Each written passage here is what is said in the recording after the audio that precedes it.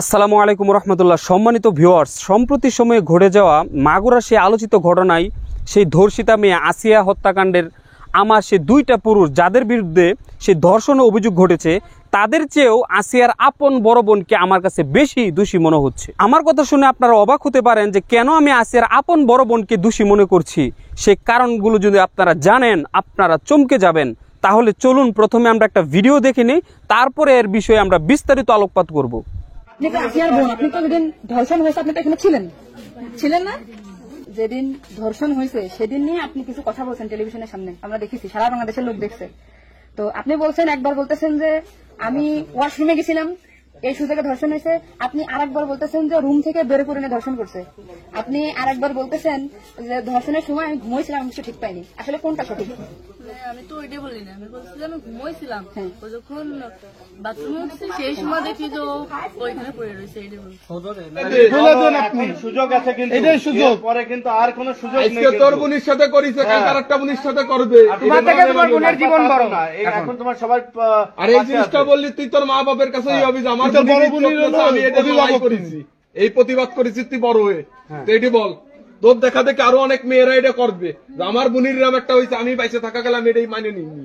এটা বলে দে করেছি, কি ঘটনা ঘটেছিল সেটা একটু বলো তো। আসলে কি সব জানে, 18 কোটি মানুষ তোমার পক্ষে কথা বলবেন।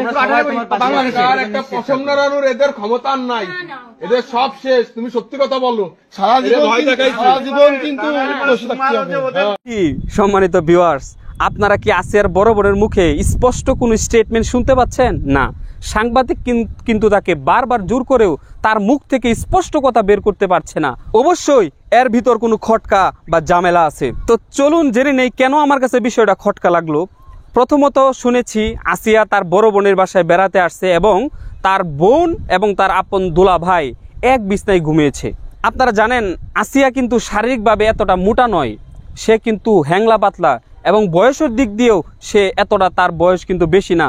তার কিন্তু শারীরিক চাহিদা থাকার কথা না, অর্থাৎ একজন পুরুষ তাকে যতই আদর করুক তার কিন্তু শারীরিক উত্তেজনা কিন্তু সৃষ্টি হবে না। অর্থাৎ তাহলে কি বোঝা গেল? আসিয়াকে জোর করে তার সাথে খারাপ কোনো কিছু করার চেষ্টা করেছে ওই সমস্ত কুলাঙ্গাররা। তো একই বিছানায় রক্তের বন্যা বয়ে গেল। যেই আসিয়া একটা ফুলের টুকা সহ্য করার মতো ক্ষমতা তার শরীরে নাই, একটা আঙ্গুলের আঘাত সহ্য করার মতো যেই ক্ষমতা তার শরীরে নাই, সেই আসিয়ার সঙ্গে যখন সেই নরপিশাচেরা যখন তার সাথে এত অমানবিক অত্যাচার করেছে, তাকে আঘাতপ্রাপ্ত করেছে, তাকে নির্যাতন করেছে, অবশ্যই আসিয়া তার বড় বোনকে চিৎকার দিয়ে জড়িয়ে ধরার কথা। কিন্তু আসিয়ার বড় বোন কি স্টেটমেন্ট দিয়েছে? সে কোনো কিছু টেরই পায় নাই। তাহলে কি আসিয়ার বড় বোন মাতাল ছিল? তাকে কি ঘুমের ওষুধ খাওয়ানো হয়েছিল?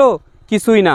এর ভিতরে অবশ্যই একটা খটকা লুকায়িত আছে, একটা কোনো কিছু লুকায়িত আছে, যেটা আমরা আশাবাদী ভবিষ্যতে হয়তো তার মুখ থেকে আরও কোনো কিছু বের হবে। আপনারা প্রত্যেকেই জানেন আসিয়া কিন্তু অসুস্থ হবার পর থেকে সে হাসপাতালের বেডে শুয়ে থেকে কাতরাতে কাতরাতে সে কিন্তু পরকালে পাড়ি জমিয়েছে।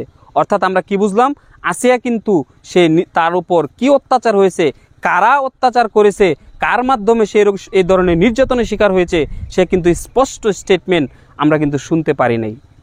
এখন আসিয়ার বড় বোনের কথাতে আমরা যা বুঝতে পেলাম, সে কিন্তু এর ভিতর কোনোভাবে জড়িত আছে।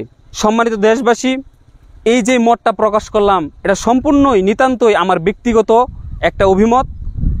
আমি আশা করি যদি আসিয়ার বড় বোনকে সে আইন শৃঙ্খলা বাহিনী যদি আরও জোরালোভাবে তাকে জিজ্ঞেস করে তার স্টেটমেন্ট নেয়, এর ভিতর আরও অন্যান্য ঘটনাও হয়তো লুকায়িত আছে, সেটা খুব শীঘ্রই বের হবে। তো এই ভিডিও সম্পর্কে যদি আপনাদের কোনো মতামত থাকে তাহলে অবশ্যই আমাদের কমেন্টে জানিয়ে আরও নিত্য নতুন ভিডিও পেতে আমাদের চ্যানেলটি সাবস্ক্রাইব করে বেল আইকনটি প্রেস করুন।